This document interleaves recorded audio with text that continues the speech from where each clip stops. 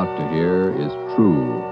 Only the names have been changed to protect the innocent. NBC brings you Dragnet.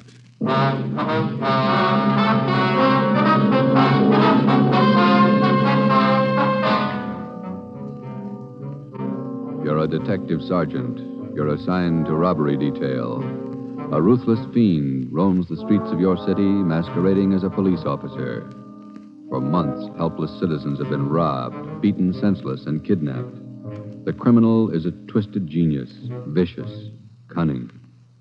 Your job is to get him. Dragnet, the documented drama of an actual crime, investigated and solved by the men who unrelentingly stand watch on the security of your home, your family, and your life. For the next 30 minutes, in cooperation with the Los Angeles Police Department, you will travel step by step on the side of the law through an actual case from official police files, from beginning to end, from crime to punishment. Dragnet is the story of your police force in action. It was Wednesday, June 4th. It was warm in Los Angeles. We were working the night watch out of robbery detail. My partner's Ben Romero. The boss is Ed Backstrand, chief of detectives. My name's Friday. I was on my way back from communications, and it was 11:13 p.m. when I got to room 27A. Robbery detail. Oh, hi, Joe. Hi, Ben. Did you get that message to call home? Yeah, bad news. What's the matter? That doggone kid of mine, chicken pox. Oh, again? Last year it was the mumps. Year before that, the measles. Every time I get set for a vacation, he decides to catch something. Well, forget it, Ben. Think what a comfort he's going to be in your old age. Go ahead, laugh. You'll find out. Yeah.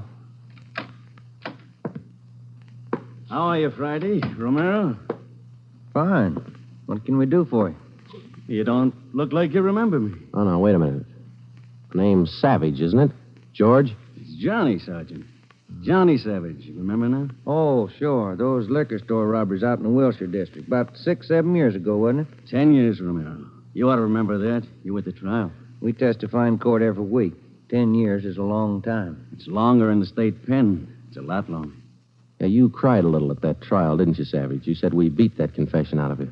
Yeah, that's why I figured I'd drop in for a little visit. Kind of apologize to you fellas.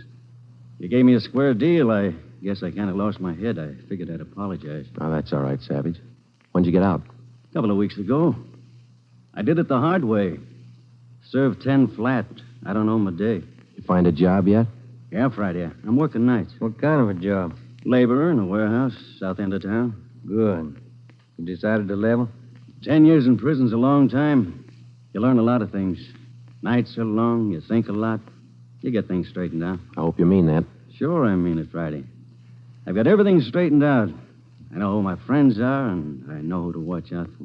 You sound like maybe you're on the right track. I got it figured, Romero. Not like you two fellas. You caught me red-handed, and you sent me up for 10 years. Well, you did all right, Savage. 5 armed robberies. You got off pretty easy. You got a break, Savage. Make the best of it. Sure, I'm not kicking. 10 years, a real break. That's right. Well, just dropped in for a little visit. Maybe I'll see you fellas sometime. All right, Savage? Keep your nose clean? Sure. No hard feelings. No. You just took 10 years of my life, that's all. There's no such thing as a man going through prison without changing. And Ben and I have seen him switch in both directions. Some men learn their lesson after they land behind bars, and when they're released, they turn into good citizens. Johnny Savage was sour. We made a mental note to check him out later on, and then we went down to the record bureau and pulled his coming out mug. That's about all that we had time for, because about an hour later, we started to get busy. Hot shot, Joe. Grab it. On the corner of Selma and Naples, the drugstore, 211 and probable attack. On the corner of Selma and Naples, 211 and... What you got, Joe? Selma and Naples, 211 and attack. Come on.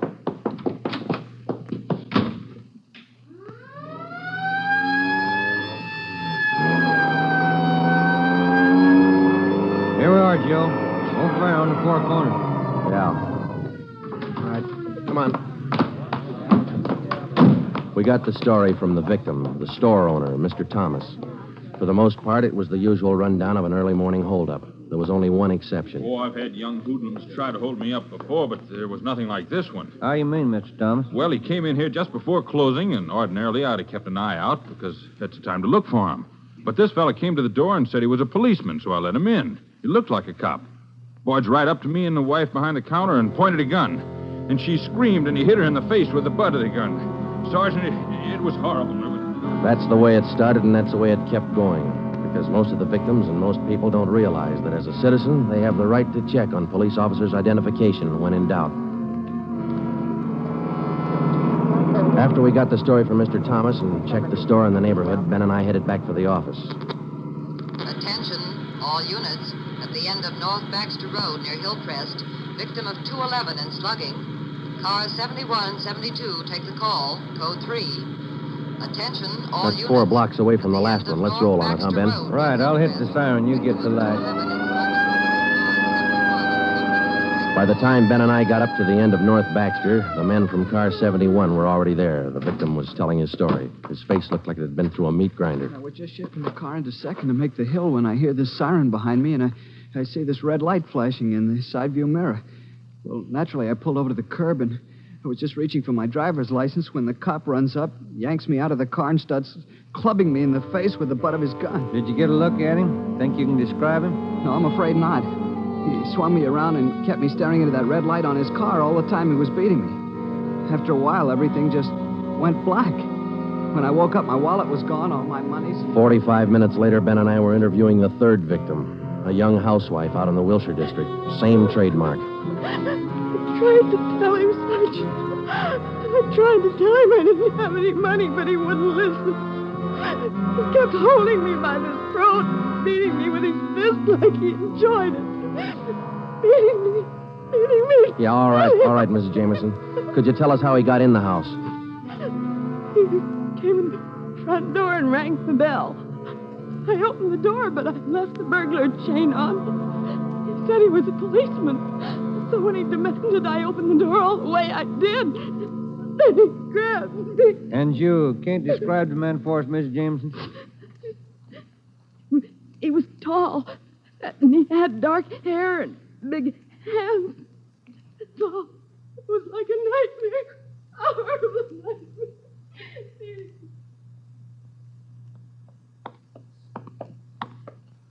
Tall, dark hair, big hands. Your guess the same as mine, Joe? Maybe. Let's wait and see. Come on, let's check with the boss. Hi, Mike. Hi. He's waiting for you in there. Come on, Ben. Chief of Detective's office. Hannon. Sit down. Yeah, Skipper. All right, you two, let's have it. The guy with the red light? Yes, the guy with the red light posing as a policeman. Why hasn't he been picked up? You know as much about it as we do, Ed. We got our first call around midnight. He knocked over a drugstore out on Selma. He hasn't stopped working since. Didn't you get any definite lead on him? No description, no license number? Nothing. He's tall, big hands, dark hair, that's all. Fine. Either of you got any ideas? Could be anybody, Skipper, with that description. You're sure it wasn't anybody on the force? We sent all the victims down to personnel. Lowry showed him the mug book of all police officers. Wasn't one of our men. Works fast. Drugstore, a motorist, a pedestrian, a housewife out in the Wilshire district. Went right in the house after her. 4 of them, right in a row. 5. Huh? There's a 20-year-old kid in the next room. Came in just before you got here. A couple of hours ago, he was sitting in a car with his girl up in Mulholland Drive. This red light bandit comes along, slugs him, and kidnaps the girl. Kidnapped? She still missing? Not a trace. When did this happen? A couple of hours ago, they brought the kid over from Georgia Street Hospital. We can talk to him now. He's had a bad time. Right in here. Okay. Pete, we're going to have to ask you a few more questions. Oh, yeah. Okay. It feels a little better now. This is Sergeant Friday and Sergeant Romero. Hi, Pete. Hi. Can you tell us what time the trouble started? Oh, about 10:15, 10:30. Sally and I were sitting in the car talking about where we were going on our honeymoon. We're going to be married next month. And then this car pulls up behind us and starts flashing a red spotlight on us, and a guy runs over and pulls open the door. He said he was a cop. Did you get a good look at his car, Pete? I think it was a black sedan. Did you get a look at the man, Pete? No, I didn't. It was pretty dark, and he kept me staring into that red spotlight. It all happened so fast. Then he started slugging me, and I went down. What happened then? Well, the next thing I knew, Sally was screaming. He had one hand on her throat, and he had her backed up against the side of the car. He was beating her with the other hand. Some kind of a short billy club. Well, I got up and I started for him, and he slugged me again. When I came to, Sally was gone. Anybody check the area up there, Ed? Yeah, Davis and Griffin. Didn't find a thing. Oh, Sergeant, you gotta find it. You got to. I wouldn't know what to tell her folks. I wouldn't know what to say. That's all right, Pete. We'll find her. You take it easy. Got a hot shot, Ed, up on Summit Road near Westmore. A woman, unconscious. Ambulance follow-up. Possible dead body. All right, Hannon. Look after Pete here. Friday, Romero, let's go. Up ahead, Romero, to the right. Okay, Skipper? Yeah, there's the ambulance and the cruiser car. Sure a lonely-looking spot. All right, come on. Hiya, Doc. What'd you find? Hiya, fellas. Right over here. Just gonna take her in. Where'd you find her? Over there, by the side of the road. Somebody driving by saw her. They called us. Any identification? This bracelet on her wrist. To my dearest Sally from Pete. December 25th, 1947. That's a girl, all right. What are the chances, Doc? I wouldn't bet on them. Pretty bad shape. Well, have you seen enough? Yeah. Friday, Romero, call the crime lab and check the area for footprints and tire tracks. I'll ride back in the ambulance with the girl. If she regains consciousness, I want to talk to her. All right? Okay, Ed. I'll meet you in the office by 8:30. We're working straight through till we get this guy. See you at the office, Skipper.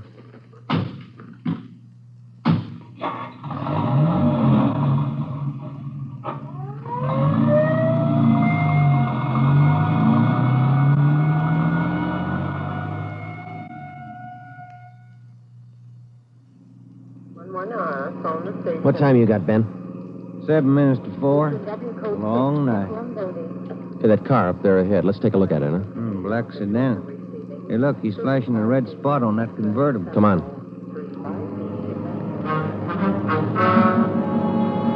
He sees us, Joe. He's pulling away. Get that gas pedal down to the floor. Already there. He's turning off right. Hit the siren. I'll get the light. We're gaining a little, Ben. Next corner to the left. Joe, where'd he go? It's a fancy driver. Try the alley up ahead to the left.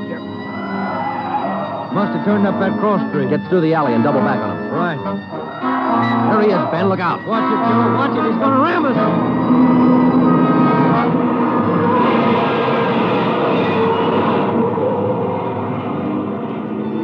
We got hit just in front of the rear bumper. Our car was forced into the curbing and it turned over. He was real lucky. He kept right on going. But this time, Ben and I were sharing the luck. All we got out of it was a couple of nasty cracks in the head and a few bruises, but it was enough to keep us in a hospital under observation for a day. By this time, Ed Backstrand was fuming. So were the newspapers. During the day we spent in the hospital, the Red Light Bandit went on a real blitz. He pulled 6 more jobs, 1 liquor store, 2 residential holdups, and 3 car robberies. 5 of the 6 victims were slugged and beaten. Davis and Griffin had taken over for Ben and me, and by the time we got back on the job, they'd built up a lead for us. We've been working with Wilkerson up in auto theft, Joe. He's used 4 stolen cars already. We got the makes and numbers on each one of them. How about the dark sedan he was driving when he rammed us? The boys picked it up this morning out on Sepulveda. We're checking it for prints now. Oh, that's fine, Dave. You got any description on the guy yet? No luck there, Joe. He works too fast. Nothing at all? The same as you had. Tall, black hair, big hands. Loves to use them. Friday, Romero, got a minute? Okay, Skipper. Check you later, Hyundai. Sure thing, boys. Sit down. How do you feel? Pretty fair, Ed. Little stiff here and there. All right, did Davis fill you in? Up to date. Okay, I just called the doctor who's handling Sally Wilder, Pete's girlfriend, you remember? Oh, yeah. She's been in pretty bad shape since we found her up there on Summit Road. This morning she took a turn for the better. She's conscious, and her doctor thinks she might be able to talk to us a little bit. Good. When? About an hour. I cleared it with the doctor and with her family. You'll only be able to stay a couple of minutes, so make the most of them. That's all. All right, Ed. We'll check with you later. Say, Joe, Ben, here's some mail came for you fellas while you were gone. Oh, thank you, Mike. We're going over to the county hospital. We ought to be back in a couple hours. Okay. Say, there's been a couple of phone calls, too. Yeah, anything important? I don't think so. The guy just called to say hello. Said his name was Johnny Savage. He just called to say hello. I presume you men are aware of the girl's critical condition. Yeah, that's right, Dr. Froman. We saw her before she was taken here at the hospital. Yes. You understand, of course, that you'll be able to see her for only a few minutes, and please try your best not to excite her, huh? Right, Doctor.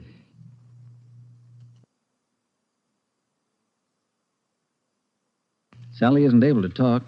Bad mouth and face injuries, So your questions will have to be answered simply yes or no and nod of the head. Okay, we got you. We only have a few questions, and we want to know if she can identify the man who beat her from these pictures we've got here. All right, Sergeant. This way, please. Thank you.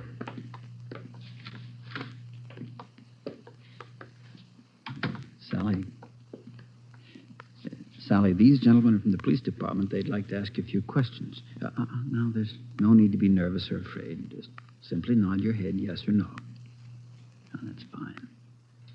All right, Sergeant. Sally, did you see the man who attacked you? Yes. She says yes. Did you get a good look at his face? You did. All right, Sally, now you can answer these three together. Just yes or no. Was he tall? Did he have dark hair? Did he have large hands? He did.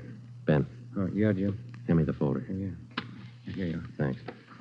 Now, there's just one more thing, Sally. I'm going to show you some pictures. Now, take all the time you want before you make up your mind about each one. If you recognize any one of these men as the person who attacked you, just nod your head, all right? All right, that's fine. Good. Here's the first one. No? All right, here's the next one. No. How about this one? No? All right, here's another. Do you recognize him? This was the man? Are you sure, Sally? Thank you. That's all. Let's go. Did you find what you wanted, Sergeant? Yes, Doctor, we did. Here, it's this one. Nice-looking chap. Who is he, Sergeant? His name's Savage, Dr. Froman. Johnny Savage. When we got back to the office, we checked in with Ed Backstrand. In 5 minutes, an all-points bulletin and a full description of the suspect was broadcast to every radio car, every motorcycle officer, to every sheriff and law enforcement agency in Los Angeles and Southern California. By nightfall, the manhunt was on. More than a dozen extra patrol units were called in for duty that night, and when they pulled out of the police garage, the name, the picture, and the full description of Johnny Savage was in the possession of every officer. The same for the patrolmen, whether they walked a beat downtown or out in the residential areas. The picture of Johnny Savage went with them. Everything was done that could be done. On the second night of the manhunt, far out on the edge of town, Johnny Savage, the red light bandit, got his 12th victim, a 63-year-old storekeeper. Attention, all units. 939 Markham Street, near Clark. 211 and slugging, code 3. Ambulance dispatched. All units. 939 Markham Street, near Clark.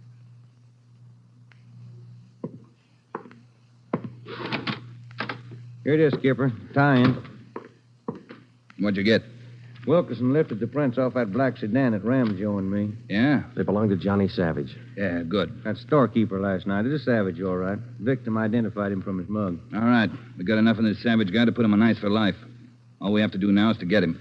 Now, look, the way we figure it, Ed, this red light bandit is using stolen cars with cold plates, so there's no way of tracking down the cars at regular commercial garages. He's got to be renting private garages someplace around town. All right, let's get the neighborhood patrolman on the job. Advertise it. All over town. It's a city ordinance, isn't it? People who rent private garages are bound by law to register the car and license number with the police. Start a campaign if you want, but find those cars. Right. Yeah, wait a minute. Hello, Backstrand. Yeah?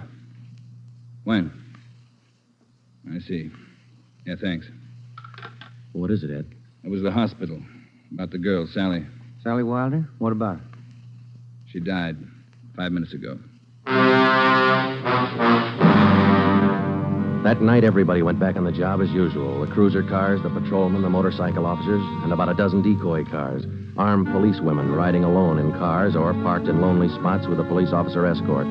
Our car, 80K, was still in the garage for repairs, so they assigned us another one. And we started to make the rounds. Everything was usual. Except one thing. We weren't tracking down just a thief anymore or a sadist who liked to beat people's faces in. We were out to get a murderer. It was a perfect night for the suspect. Dark, no moon. I gave Ben 2-to-1 odds, and I put up $5 that we'd get Savage that night. I lost the $5. We cruised until 7 the next morning, but there wasn't even a nibble. We had breakfast at the Federal Cafe, a little restaurant down the street from the city hall, and it was about 8:15 when we got back to the office. We were pretty tired. Robber detail, Romero. I would like to speak to Sergeant Friday. Just a minute. It's for you, Joe. Okay, thanks.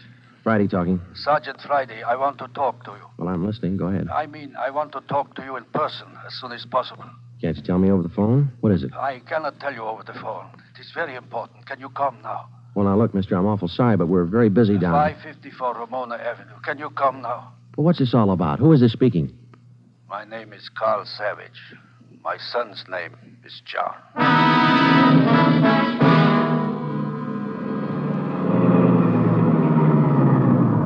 Here it is, Joe. Neat-looking little place. Yeah.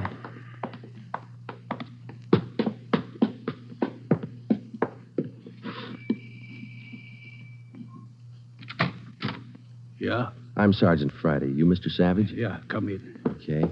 This is my partner, Sergeant Romero. How do you do? I will be brief, gentlemen. I am the father of John Savage. I wish for you to catch him. I will help you. I noticed the name on the mailbox outside, Mr. Savage.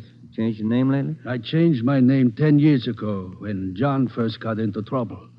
My own name I had to change. The shame. Always from him, my son. Shame. Mr. Savage, has your son been home since he got out of prison? Yeah, many times to ask for money. I would not give him any, so he struck me. Last night I read in the newspaper the little girl he beat up. She is dead. Then I make up my mind. Do you know where your son is now, Mr. Savage? Not now, no. But our garage has a car in there. It is not his, I know. Also in the garage, I find many license plates. I find spotlights with red glass lens. But you don't have any idea where we could find him. No, but he will come back. He always comes back for money. We're going to station an officer here in the house, Mr. Savage. Anything you want, if it will catch him. He's bad, Sergeant. Like something poison. All through, he's bad. See a sewing basket over there, Mr. Savage. The wife live here with you? 10 days ago, before this starts, I bury Gertrude, my wife, his mother. Sergeant, for 10 years she is sick, but for 10 years she stays alive to see him from prison. 10 days ago, she died. He did not even come to the funeral. Does your son have any idea that you might call us? No, I don't think so. But when you catch him, give me a gun. With my own 2 hands, I will kill him. Johnny Savage. Before we left, we called Ed Backstrand and we brought him up to date. He sent 3 detectives out to relieve us, Davis, Griffin, and Marsh. We told them to keep an eye on the house and the stolen car in the garage. That night after dinner, Ed Backstrand, Ben, and I went out and relieved them. We parked the cruiser car in the garage next door, and then we took up our posts. Carl Savage had a light supper, and then he went to bed about 9. The 3 of us sat at the front windows in the darkened house, and we waited. Ben kept his eye on the garage. Outside, across the city, the manhunt continued as usual. 3 hours went by. The waiting got monotonous. Friday, Romero, look alive, will you? Oh, yes, Skipper. I'm sorry. That clock's enough to put anybody to sleep. What time you got? 12:23 a.m. Thanks. The clock kept ticking. We were tired. We took turns keeping each other awake. At 10 minutes past 2, I looked at my watch, and then I settled back and tried to find some kind of a comfortable position. They started so faintly, it was just like the ticking of the clock. Same rhythm. And then they came closer, and the sounds got out of rhythm. Backstrand's head came up with a snap. Friday, Romero, you hear that? Yeah, Ed. Get up to the window, watch the curtains. You see anything? Yeah. Yeah, somebody's coming. Savage? Can't tell. Wait a minute, he's slowing down. He's going up the driveway to the garage. He's going inside. That's him. Come on. Watch it, he spotted us. He went over that fence into the yard. There he is, Friday. You hit him, Joe? Maybe. He's going for the street. He's headed for that car, Ed, that sedan up on the corner there. Yeah, Romero, go back and get the car. Right, Skipper.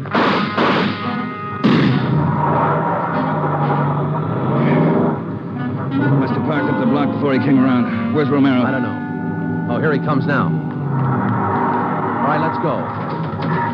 Get that radio on, Joe. It's already on, Ed. All right, give him a call. Any sign yet? No, nothing so far. Next corner to the right, Ben. Unit 80K to Control 4. 80K to Control 4. Control 4 to Unit 80K. Go ahead. Clear and keep frequency 4 open. This is an emergency. 80K, roger. Frequency 4, open and clear. Attention, all units on frequency 4. Stand by. 80K, go ahead. Yeah, there he is, Friday. up ahead. Dark blue sedan. Control 4, we are in pursuit of the possible red light bandit. Suspect is driving a dark blue 1949 sedan. License number in the 7 column. 61 Robert 784. Use caution. Suspect is armed. Code 3. Attention, all units. Attention, all units. Unit 80K now pursuing possible red light bandit. Suspect is driving a dark blue 1949 sedan. License number in the 7 column. 61 Robert 784. Use caution. Suspect is armed. Code 3. Your location, 80K. Control 4, we are headed east on Wilshire Boulevard, crossing La Brea. Attention, all units. Suspect is headed east on Wilshire Boulevard, crossing La Brea. Watch it, Romero. Don't lose him. I see him, Skipper. Control 4, still pursuing red light bandit. Headed east on Wilshire, now crossing Rossmore. Attention, all units. Suspect is still headed east on Wilshire, now crossing Rossmore. Suspect is armed. Use caution. Code 3. That truck pulling out up ahead. Hit the siren, will you, Skipper? Yeah. Hold on, it's a tight squeeze. Gaining on him, Romero. A lot of traffic up ahead. He's got to slow down. Control 4, suspect headed east on Wilshire, crossing Western Avenue, closing in. There he goes. Took a right down Sherman Alley. It's a dead end. Yeah. Control 4, suspect turns south into Sherman Alley, closing in on suspect. Attention, all units. Suspect has turned south into Sherman Alley. Suspect is trapped. Converge on Sherman Alley. There he is, Skipper. Pulling up ahead. He's jumping out. All right, take the mic, will you, Ed? Here. Come on, Ben. I'll direct the other cars in. If you need help, holler. Right, Skipper. All right, which way to go, Ben? Down between those buildings. Come on. He's starting up the back fire escape. All right, keep him busy. All right, Savage, come on down. He wants to go the rough way. One more chance, Savage. Come on down. No use, Joe. He's heading up for the roof. Come on. He climbs like a monkey. Come on, let's get him. Yeah, all right. Here, I'll give you a hand. Here's the roof. All right, where'd he go? I don't know. Let's spread out. All right, Savage, you're through. Throw your gun out. Come out with your hands up. Watch it, Joe. He's running for the edge. He's going to jump. I'll get him. All right, up, guy back here. You lousy copper, you dirty, lousy cop. I'll kill you, man. You're through, Savage. You're through.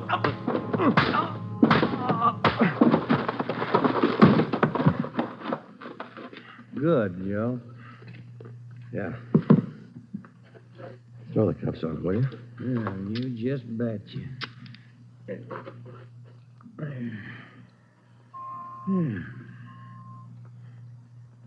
You want to smoke? Yeah, I can sure use one. Thanks. Quiet up here. Yeah. I was just thinking. Well? Carl Savage, this guy's father. Mm-hmm. What about him? Nothing. What would you do, Ben, if your son was a murderer?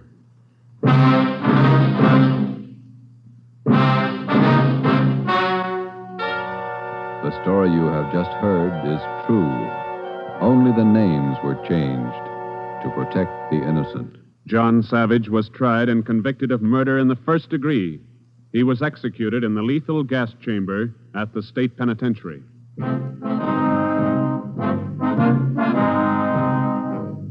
You have just heard the sixth in a new series of authentic cases from official files. Technical advice for Dragnet is furnished by the Los Angeles Police Department.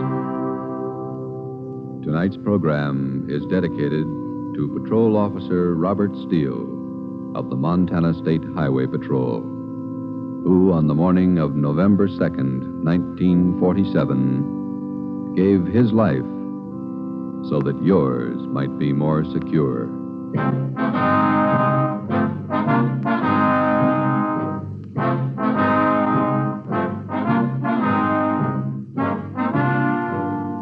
Dragnet came to you from Los Angeles.